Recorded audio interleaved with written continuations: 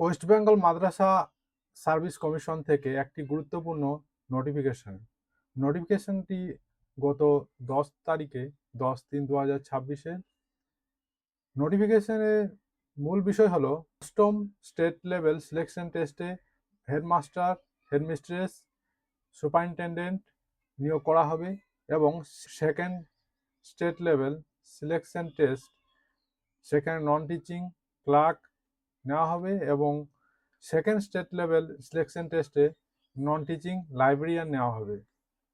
এখানে বলা হয়েছে it is hereby notified for general information that the West Bengal Madrasah Service Commission is going to hold recruitment process for the recruitment to the following post of non-government aided madrasa of West Bengal।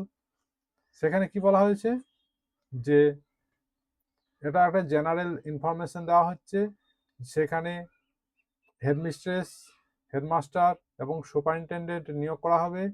আবার second state level selection টেস্টের মাধ্যমে non teaching librarian নিয়োগ করা হবে এবং clerk নিয়োগ করা হবে। Details information regarding eligibility criteria, application procedure, examination schedule, etc.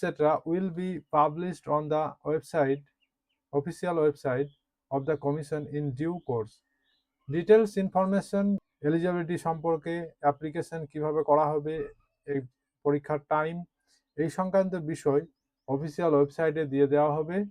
এটা একটা জেনারেল ইনফরমেশন ছিল।